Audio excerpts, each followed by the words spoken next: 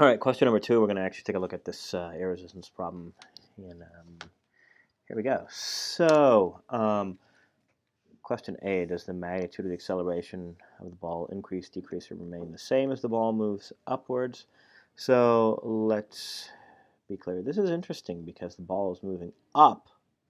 That means the force is going to be here G and negative kV as the force, and this actually dies out as the ball goes up. So the magnitude of the acceleration actually decreases as the ball goes up.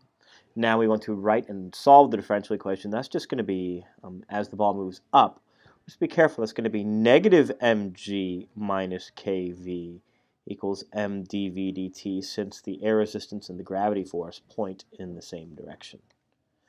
And then the terminal speed as it moves downwards is going to be mg minus kv equals 0. We're going to get the terminal speed is mg over k. Now, does it take the ball a longer time to go to its maximum height or to fall back down? It actually takes longer to fall. Let's think about this. It has a fast speed going up and rises to a height. As it falls, air resistance acts as it falls as well, so it never regains its original speed.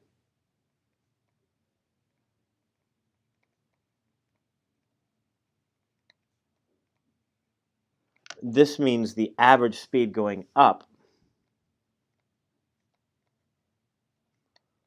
is greater than the average speed going down,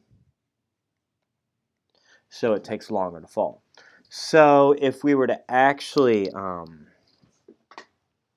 look at this velocity versus time, if this is the halfway point in time, I would say that it looks like this. This is where I kind of mark the time off. And I would have the speed. It starts off maybe the maximum speed here, and then it doesn't quite get the same speed when it returns back to the ground. So I just kind of have a speed that kind of dies off exponentially and does kind of an S-curve like this, getting closer and closer to the terminal speed, like that. So this would be a good graph to draw. Actually, I don't like that. It's going to start off fast, and then the speed is going to actually level off as it gets to the top. So kind of curve it like this. And then it kind of starts off like that. This is not good. I don't want it to be linear. That's the problem. I kind of want to show that it's dying off and then kind of dying off again like that. Yep, and there we go. That's a good way to draw it. All right, this problem was an accident. And we're going to move on to problem number 2. So we want an equation for v of t, including values for all constants. So this is obviously an inverted sine function. So I will say v of t is going to be, and the maximum here, let's actually try to read this off the graph carefully. So, to be clear,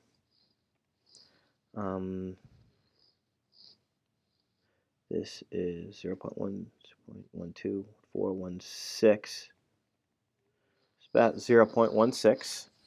So negative 0.16 sine of, and we complete a complete cycle in 0.5, 0.6, 0.7 seconds. So this will be 2 pi t over 0.7 seconds. So that's v versus t. Now let's also get the position as a function of time. We're going to get that by integrating. So x of t is going to equal 0.7 over 2 pi negative cosine of 2 pi t over 0.7.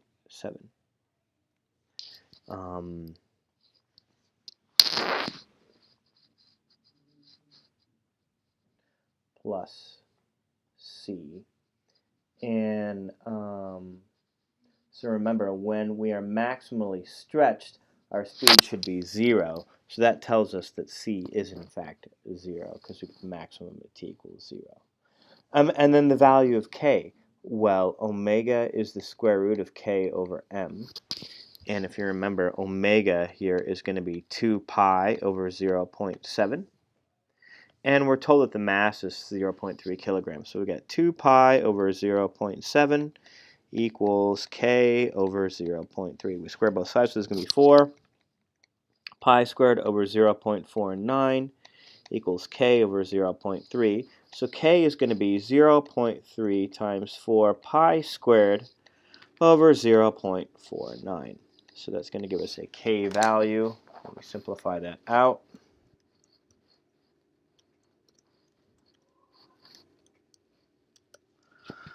I'm getting 24.2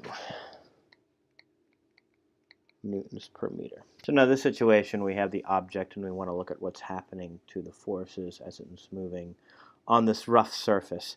So here's the equilibrium position. We're moving towards equilibrium, which means friction opposes the motion going this way. And the spring force is pushing it outwards. We've got normal and weight.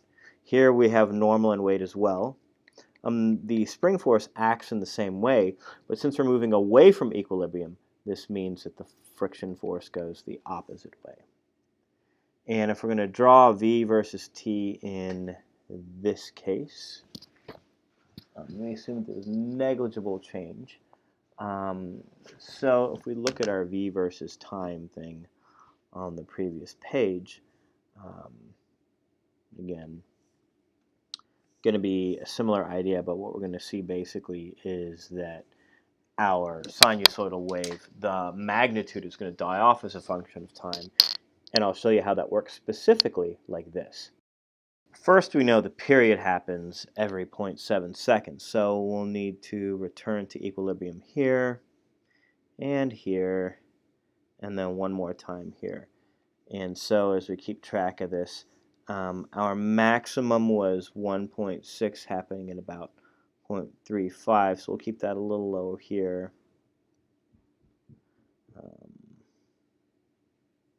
Let's make sure about that.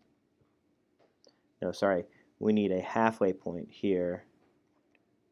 3, 4, 5, 6, 7, so 1, 2, 3.5, we need a 0 there. 1, 2, 3.5, we need a 0 there. And let's just kind of keep this going carefully. So we've got about a halfway point here. And then we're going to need to dampen it with each thing so it gets lower and lower. And you want the speed to kind of die off. So this is a good example of how to do that. So I'm just fitting 3 sinusoidal functions here because the period's 0.7. And then I'm just having the maximum speed get less and less each time and following the contours of this velocity graph here. So that's question number 2.